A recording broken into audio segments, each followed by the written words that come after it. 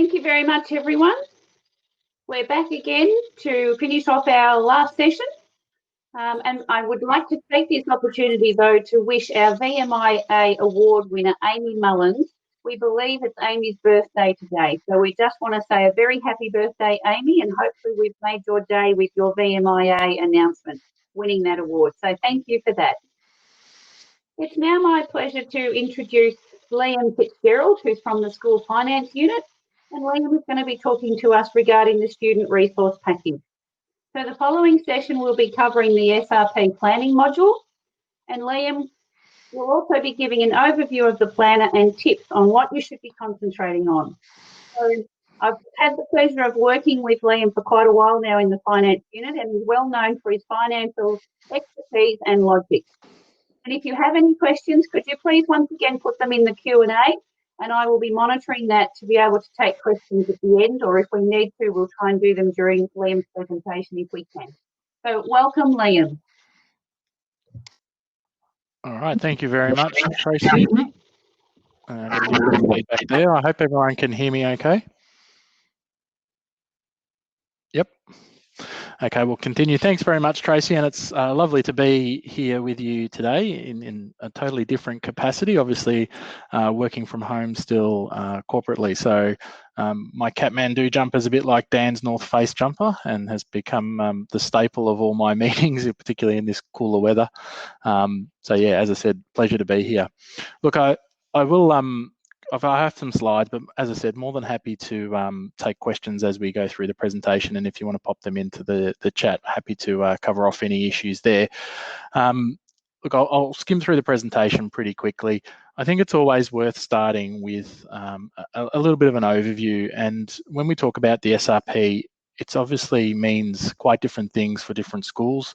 Not every school sees the same components of the SRP, the same funding lines, because of the different programs that are running. But when we talk of the SRP corporately, we're talking of a system or a mechanism that distributes over $7.5 billion worth of funding. The main input into the SRP obviously is students and their location and the count of students, and we're currently funding over 650,000 students across the state. There's about 1,550 schools currently and about 1,650 locations. The money that we put out through the SRP, obviously credit and cash, the credit component being the larger of the two components, is supporting the employment of approximately 65,000 staff across the state. So it is a huge beast, really, when we talk about the SRP.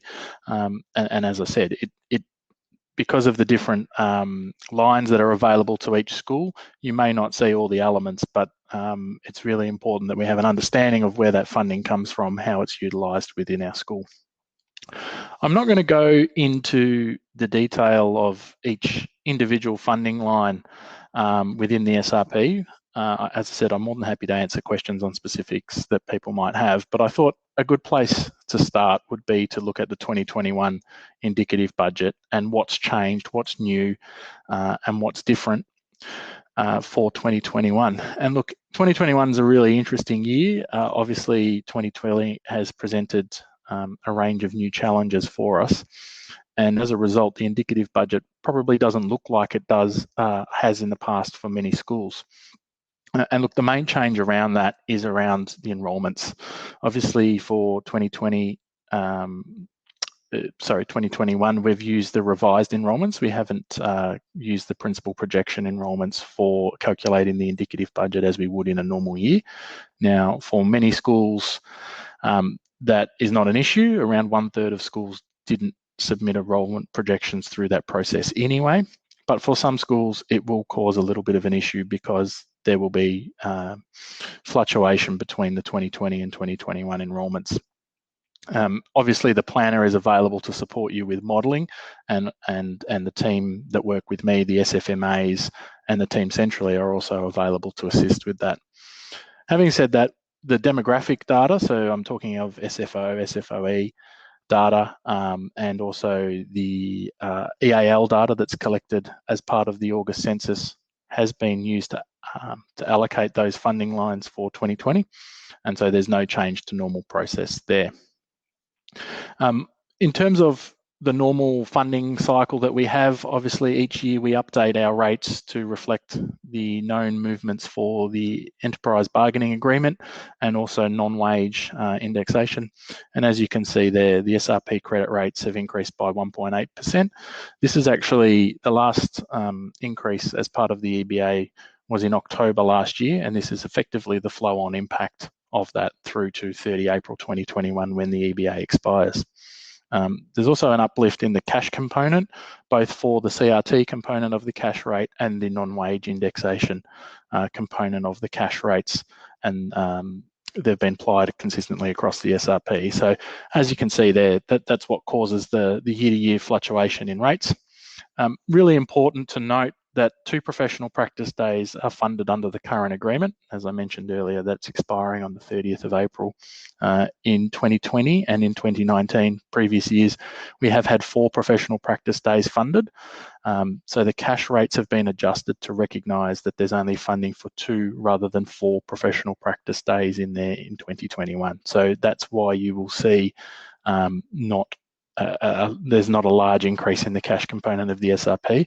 Obviously, that's something that's really important for business managers to be aware of to accommodate within their cash budgets. It's also worth noting that that doesn't mean there won't be further funding for professional practice days down the track. It just means that they are subject to negotiation through the EBA process. So look, I don't have any information, or I'm not privy to any information over and above what anyone's seen publicly in relation to that.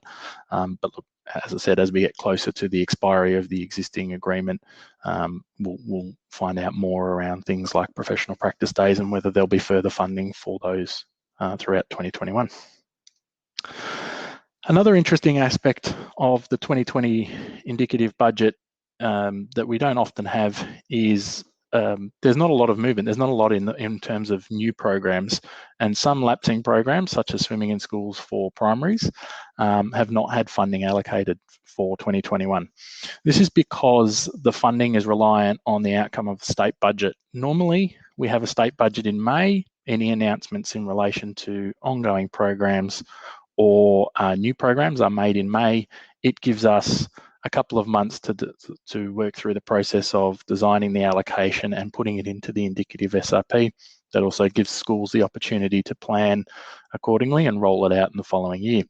Because of COVID this year, there was no May budget process, and in fact, we haven't had a state budget as yet. It is scheduled for sometime in November. So we're hoping that there'll be further information come out regarding some programs that are lapsing, such as swimming in schools. It's also really important to note that the maintenance blitz funding that we had for 2019 and 2020 has begun to phase out from 2021. So schools may have seen their maintenance allocations decline or go back to levels from 2018, and the same with the additional grounds funding that you've had access to. Also important to note, and this is more typical within an SRP cycle, that some target initiatives and school-based funding haven't been allocated in the indicative budget, and this varies from program to program. And as you can see there's a list of programs that will be allocated at confirm. So your Curie funding, chaplaincy, respectful relationships, maths and science, bilingual and language assistance. Now, not every school has access to these programs, but if you do, please be aware that that funding will come in confirmed. Just quickly before I move on to some planning slides, obviously the big program that everyone's got at the top of their mind at the moment is the tutor funding. So the government's announced $250 million for 2021 for tutor funding. It's to support approximately 4,000 staff to be employed to assist students who have fallen behind through the year of remote learning that we've had because of COVID-19. That funding will come through your SRP at confirmed, is my understanding.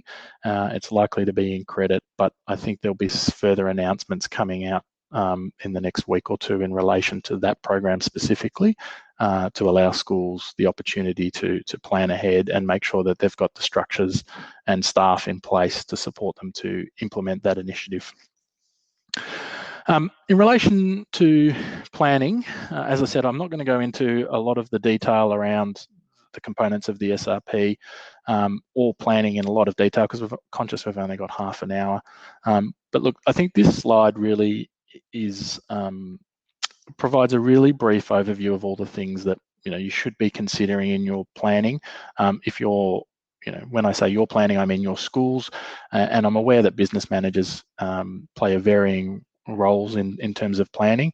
Obviously, from my perspective, it's really important that business managers are part of that process actively, and I encourage any principal who would ask me the question to have the business manager on that leadership group so they can marry up that cash and credit component and sort of be seeing both sides of the ledger. In terms of planning, what do you need to consider? Obviously, students are the main driver of funding, so having a really good grasp on what your immediate and longer term enrolment projections look like. Are you going, do you have growth or reduction in student numbers? Because obviously that will drive growth or reduction in funding. What's the demographic of your area? Is there population change happening?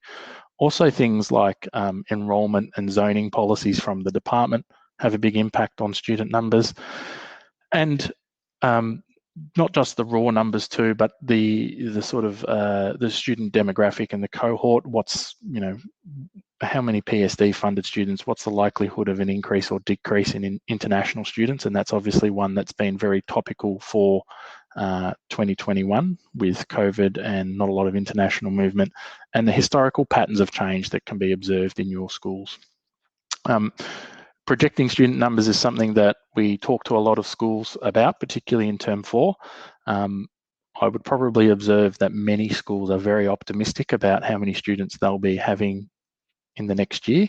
And obviously from a planning perspective, our advice is generally to be quite conservative with that. It's much easier to add a class than subtract one. Overlaying your student numbers with your staffing then to determine how many staff you need.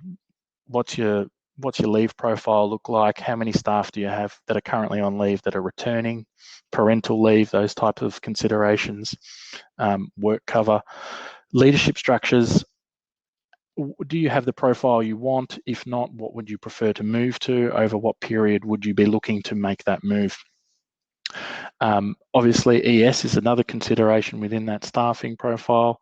What's your blend of ongoing and fixed term employment and any other gaps or staffing considerations that you need to take into account as part of your planning process? And finally, overlaying the student and staffing is the curriculum. So what's the curriculum offering in your school? Are there any changes in the curriculum that are happening next year or in the future? And how do you align both your staffing with that? And then specific programs in relation to things like equity. How are you using that to supplement your base curriculum offering and run programs to assist those students? And obviously, again, for 2021, we'll have things such as the tutors in that mix as well. Just want to touch on this slide. This is actually designed for small schools, as you can see, and some of you have sat in on our training sessions early in the year will have seen this slide already. But look, really it's just pulling together all the components and just having a bit of a what-if analysis. What's your planned enrolment? Obviously every school's got a principal. What's your core teaching and ES staff? And at what point would you might change that profile, run an additional class, undertake additional employment? At what stage would you need to look at reducing your current profile? And it's really just stress testing your planning. I think it's a very useful framework and rubric to work within when sort of doing that. I'm more than happy to make this slide or this presentation available. At the end of all this planning, so what does it really mean? And really we come out with a number and it's either a surplus or a deficit. From my perspective, I don't really have an issue with a school running a surplus or a deficit as long as it's a result of conscious decision making. And this is where we ask, why are you running a surplus? Is it a result of a conscious planning decision or is it due to some other factor? Now, often those factors are beyond your control. So as it says, they're unable to fulfill vacancies. So you might have planned to run this fantastic program, but you can't find an appropriate staff member, therefore you've run a surplus. If you do end up with a surplus, what are you doing with it? will it be carried over to support programs? Will you conduct a credit to cash? And if you do that, please be aware that you need to be conscious of why you're conducting the credit to cash, and it needs to be consistent with the budget approved by your school council. Where we see a lot, where we sort of get into a lot more question is around deficits. Now, by no means do I consider a school in deficit to be poorly managed. I think there's a myriad of reasons why a deficit would be appropriate for a number of schools to run. But again, I'm concerned if the deficit isn't a result of conscious decision making. There's a lot of funding that now comes in cash, particularly if you're a large equity school. The equity allocation is around 50-50. In secondaries, you have programs like Mylands, Careers, and in primaries, often OSH. If you're running a school-based canteen, they're all staff costs that will be on central payroll that are supported by as cash funding lines or programs that are bringing in revenue in cash. So if it's a managed, planned, considered deficit, we don't have an issue with that. If it's not, then that's where I think we need to do some work, and where the support that our team provides can be really of assistance to pick that apart and make sure that schools are conscious of why they're in the position that they are. As it says, there's a range of reasons why you might be in deficit. And look, we do also run the workforce bridging program for schools where the deficit is a result of not conscious planning decisions to run a deficit, but of circumstances beyond the school's control. And look, we do see schools where there's large fluctuations in enrolment, and that's caused the deficit. And in those instances, workforce bridging is an option that's available. I just wanted to touch on the support that's available to schools, and look, we've continued to run our program through 2020. We've had the SLOs and SFMAs out virtually to over 632 schools, and there's been over 1,000 instances of support across that. So it's really important that schools access these services. I have a goal at the moment that we will have had contact with every school over a 3-year cycle, based on supporting up to 500 schools a year. So if you have any questions, no matter how simple or technical they are, as I said, it is our job to support you and make sure that you understand the funding, that you're well positioned in terms of your planning and inputs, and that you feel able to carry out your role in terms of the financial aspects of your school. So whether it be a SLO, an SFMA, a question on the finance manual, which we also oversee, I encourage everyone who needs assistance to reach out and use these support functions. Obviously, 2020 has not been a normal year, so COVID-19 has meant a bit of an alteration in the sort of the interactions that we are having with schools and the support that we're being asked for. Look, there's been a range of additional programs or changes to normal sort of operating rules that have happened throughout this year because of COVID-19, and a lot of that has been managing CRTs, the compensation process around that, and we've had lots of questions in relation to those sort of things, working from home, hire of facilities, lots of questions around cancellation of camps and the provision of refunds and the like, and that's really meant a busy year from us. Obviously, most schools have been able to manage the expenses within their existing resources, but we are aware that any issues in terms of cash flow or the financial position of school may not manifest to next year, because that's when the deficit recovery hits, or where the cash flow bites because you've spent a little bit more money than you might have otherwise this year. So look, we're always around. I don't think our support processes change in terms of COVID or otherwise, but if you do need any assistance at any stage, please reach out and let us know. There's always a range of options available to us to sort of help schools to manage to do the things that they need to in the short term. Just wanted to touch on COVID and its impact on schools, and I know I'm wandering a little bit off the SRPM planning sort of consideration at the moment, but I think it's worth touching on, particularly as we're formulating budgets for next year. Obviously, we're all aware that 2020 isn't a typical year, and look, the question has been raised a number of times to us as to what's the position of schools. And as I said, in most instances, schools have managed pretty well. What we're actually observing, and I apologise, I haven't updated this slide from when I first did it, but the story remains the same. What we're observing is that revenue is reasonably flat across the system. It's in expectations with what we would have thought based on 2019, but expenditure is actually down. And that's meant that schools do have the flexibility that they need to manage the response to COVID and put in place the systems and make the purchases, devices, PPE, whatever it might be that they need to. That also manifests in the school bank balances, which look, they do jump around a bit, and you can see that from that chart. That dotted line is basically the trend, and the trend is increasing. So we're aware that, and I thought I turned off my notification, so I apologise. We're aware that we haven't done the fully done deficit recoveries and the like, but overall the increase in bank balance, or the trend in bank balances, is an increase. So again, that's telling us that schools retain the flexibility within the system to manage their expenditure at a system level. Obviously, there is individual cases of schools where this pattern may not manifest. One final slide that I just want to touch on before we move to some questions and answers, hopefully, was around the finance manual. As I mentioned earlier, we're also responsible for the finance manual, and it has now moved to PAL. From a lot of feedback we received from schools, and particularly the PAL team, and thankfully they've been very receptive, was around the way the new format of the finance manual on PAL was perhaps not what we would all want it to be. So there's been some action taken in relation to that. I don't know if anyone's seen or been looking at the finance manual in recent times, but from the start of term 4, it's got a slightly different format. It's now been moved, so it's one topic.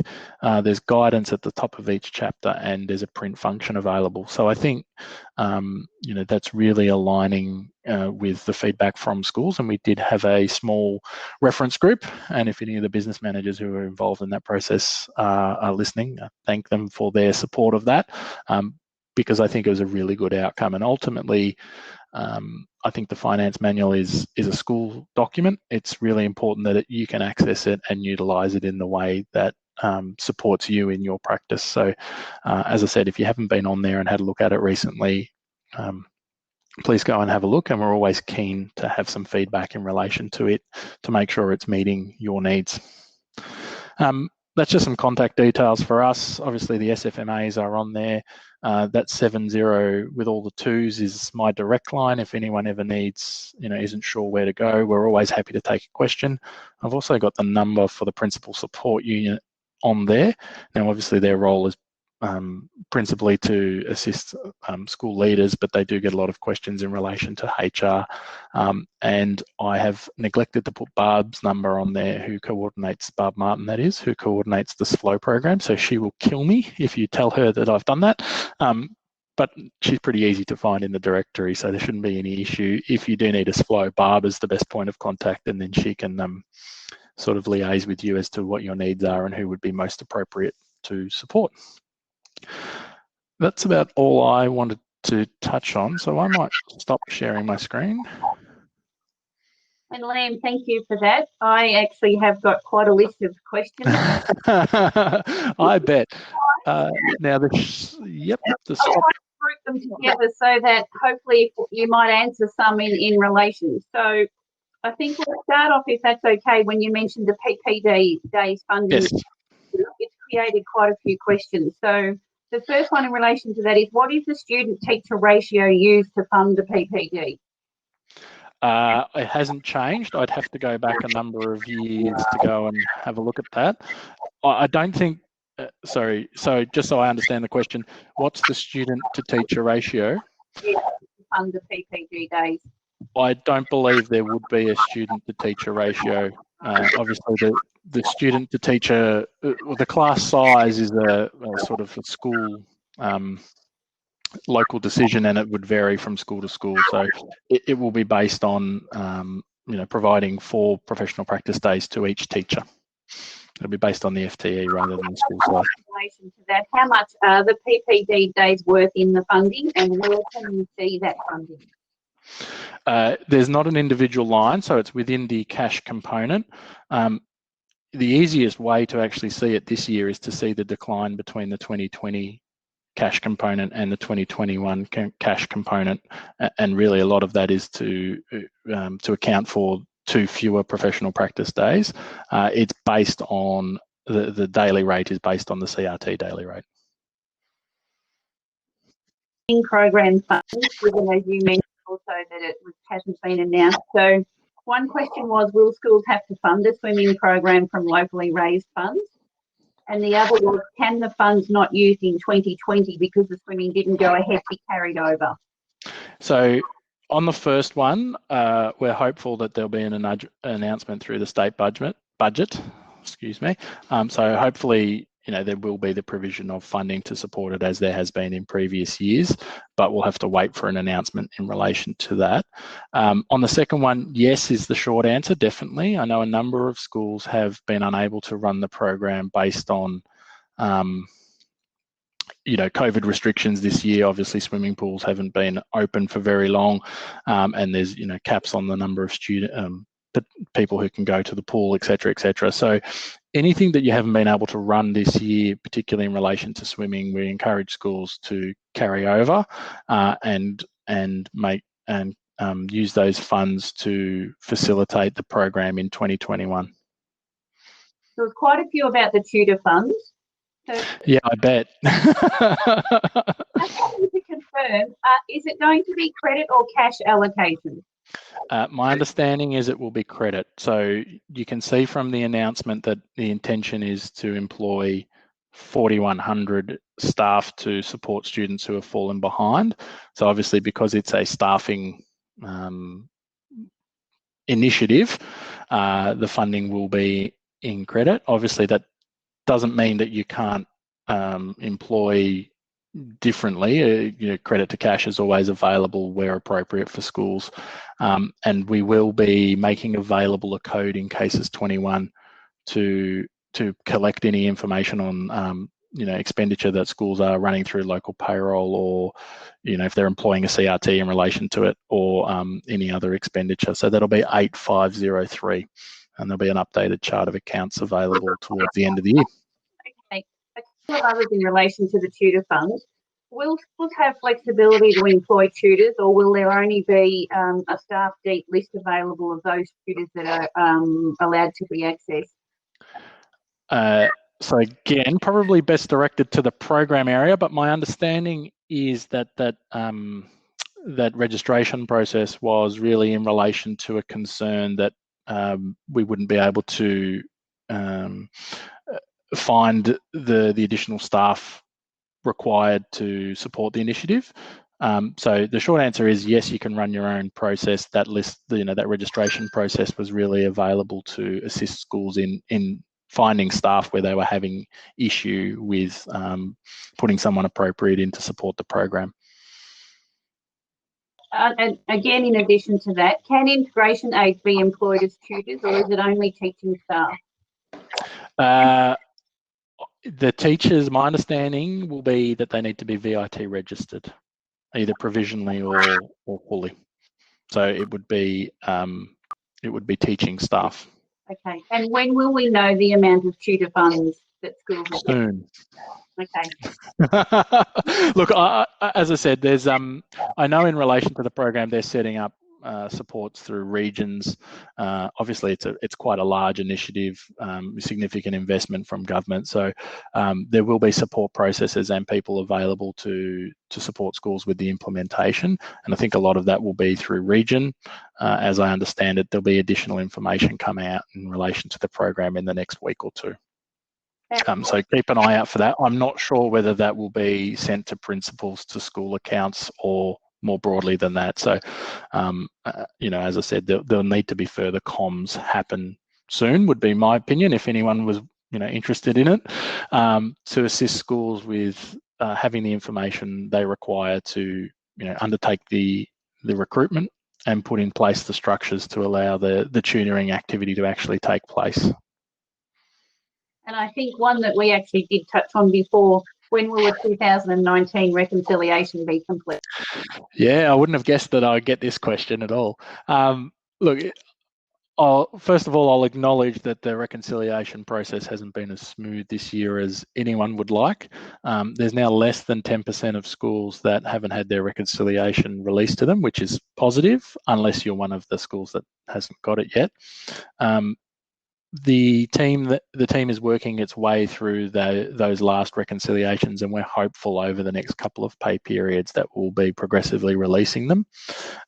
So, you know, as I said, I'm hoping sort of as the next pay run comes through, we'll have another 50, 100 schools released, and so on and so forth. So it is on our radar. It's the #1 priority of the SRP support team at the moment. Obviously, there was a little period there which we had to have a bit of a pause on reconciliations while indicative was released and the quarterly cash grant got paid out. But as I said, it is their main priority at the moment, and finalising those. If any school needs access to their surplus, and when I say needs for cash flow purposes, and it is a need rather than a want, you know, log a service call through the SRP help desk and someone will pick it up and get back to you relatively promptly. As I said, if you're running out of cash and you know, we're banking on that credit to cash, don't delay until the reconciliation is released to you. Please get in contact with us. Thank you very much, Liam.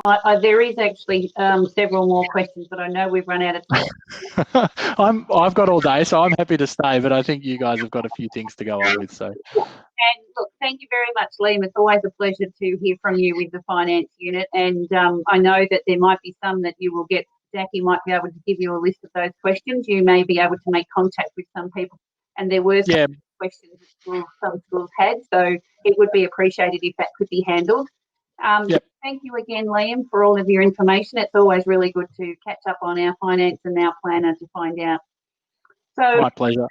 Thank you for the opportunity to come and speak to you all. And just on a personal note, we've talked to a whole heap of business managers this year, and you know, they've all been very pleasant to deal with, and I really think that that's a credit to you all, given everything that's been going on. It'd be easy to be grumpy with all the announcements and all the changes in practices and processes, but from our end, it's been a pleasure to deal with all the business managers out there. So thank you,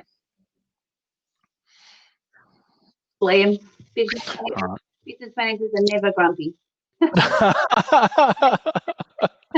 I'll take you at your word. It's a pleasure to introduce Bronwyn to close our meeting, and thank you again, Liam. Thank you. Hi everyone. I just want to say a big shout out to Jackie, who's organised this AGM for us and got us all together in a platform that we've never used before. It's a very odd experience talking to your laptop screen instead of a group of people that you can feel the emotion in the room or get some response from. I'd also like to thank our sponsors for today, and a special thank you to the award winners for making the effort to put in for the scholarships. Amy and Judith, I hope you really enjoy whatever professional learning you take from that. Our little business manager presenters in the sessions in between, well done you guys. It was really interesting, very knowledgeable and very easy to follow.